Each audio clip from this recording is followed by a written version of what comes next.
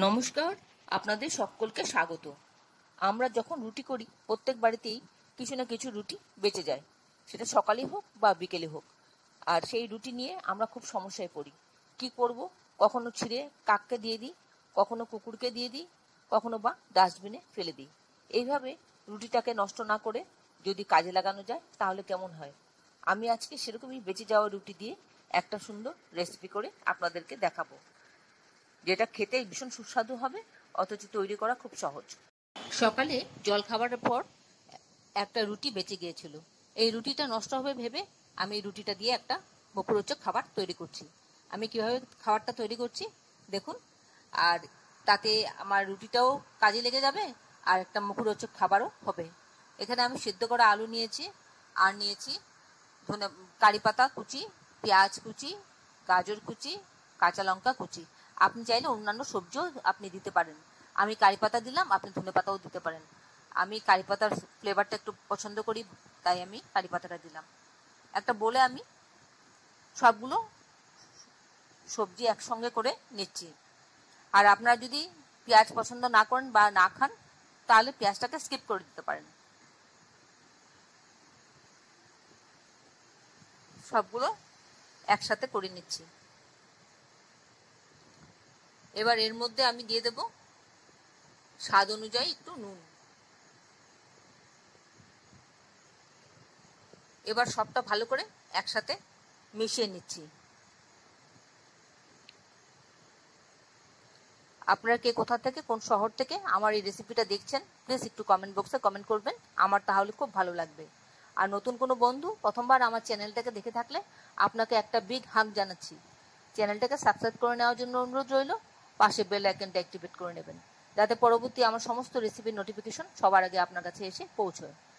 আর আপনি যদি ফেসবুক থেকে দেখে থাকেন তাহলে ফলো অপশনটা ক্লিক করবেন আর একটা লাইক দেবেন, তাহলে আপনি আমার সাথে জুড়ে যাবেন। প্রথমে রুটির মধ্যে আমি একটু টমেটো সস লাগিয়ে নিচ্ছি। চারিদিকে ভালো করে টমেটো সসটা লাগিয়ে নিচ্ছি। এবার টমেটো সসটা লাগানোর পর এর উপরে আমি সেই মিশ্রণটা যেটা বানিয়ে রেখেছি, সেই মিশ্রণটা আমি চারিদিকে ছড়িয়ে চেপে চেপে বসিয়ে দেব। দেখুন আমি কিভাবে করছি। এইভাবে চারিদিকে ছড়িয়ে দিলে মিশ্রণটা চারিদিকে লেগে যাবে, অনেকটা না পিৎজা মতন লাগবে খেতে। এবার চারিদিকে মিশ্রণটা ছড়িয়ে দিলাম, ছড়িয়ে একটু চেপে চেপে বসিয়ে দিলাম। আপনারা যারা এখনো পর্যন্ত আমার চ্যানেলটাকে সাবস্ক্রাইব করেননি, ঝটপট সাবস্ক্রাইব করে নিন। আপনাদেরকে আমাদের মাঝে দেখতে পেলে আমাদের খুব ভালো লাগবে। এবার এর উপরে যাতে আলুটা বেরিয়ে না আসে, সেই জন্য আমি একটা স্যালাড করে নিচ্ছি। এখানে একটু ময়দা নিলাম আর একটু কর্নফ্লাওয়ার নিলাম, আর সামান্য একটু নুন দিলাম স্বাদ অনুযায়ী, দিয়ে একটু জল দিলাম, দিয়ে একটা থিক ব্যাটার করে নেব। একটু ঘন একটা ব্যাটার তৈরি করে নেব। আপনি চাইলে এর মধ্যে ময়দা না দিয়ে সুজিও দিতে পারেন।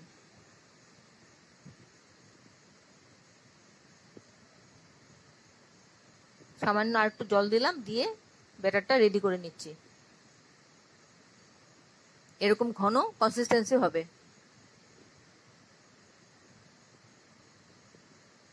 এবার এর উপর থেকে আমি এটা একটা লেয়ার দিয়ে দেব, যাতে এটা আলুগুলো বেরিয়ে না আসে রান্না করার পর।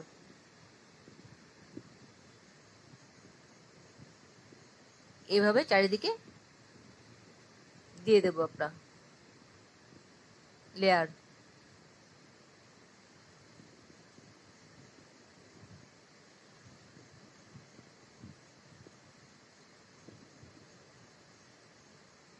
আমার এটা মোটামুটি দেয়া হয়ে গেছে।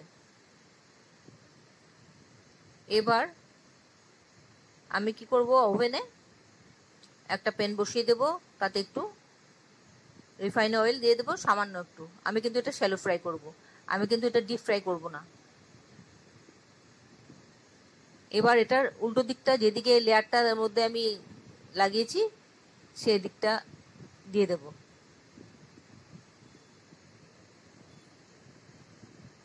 দিয়ে মিডিয়াম ফ্লেমে ভাজবো। একটু গোল্ডেন ব্রাউন হওয়া পর্যন্ত অপেক্ষা করব। এই 3-4 মিনিট মতন লাগবে গোল্ডেন ব্রাউন হতে।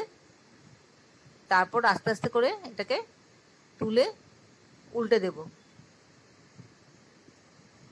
দেখুন কি সুন্দর হয়েছে গোল্ডেন কালার। এবার ও ধারটাও একটু ভেজে নেব। দুটো ধার ভাজা হয়ে গেলে পরে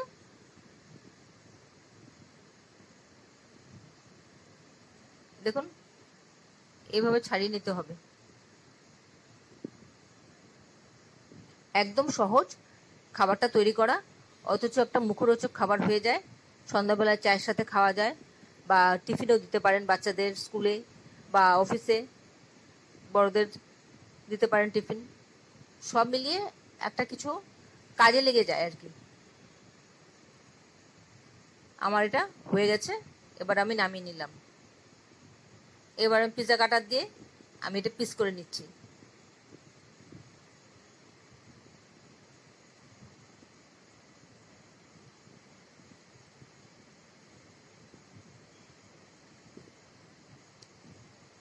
এইভাবে আমি পিস করে নিলাম, তারপর প্লেটিং করে নিলাম। দেখুন কি সুন্দর লাগছে।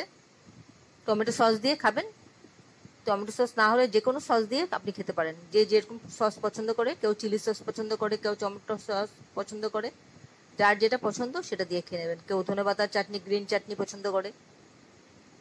আশা করি আপনাদের ভালো লেগেছে। এতক্ষণ ধৈর্য ধরে আমার এই রেসিপিটা দেখার জন্য আপনাদেরকে অসংখ্য অসংখ্য ধন্যবাদ। আপনারা সকলে ভালো থাকবেন, সুস্থ থাকবেন, ঈশ্বরের কাছে প্রার্থনা করি। তাহলে আসি বন্ধু, আবার দেখা হবে পরবর্তী রেসিপিতে।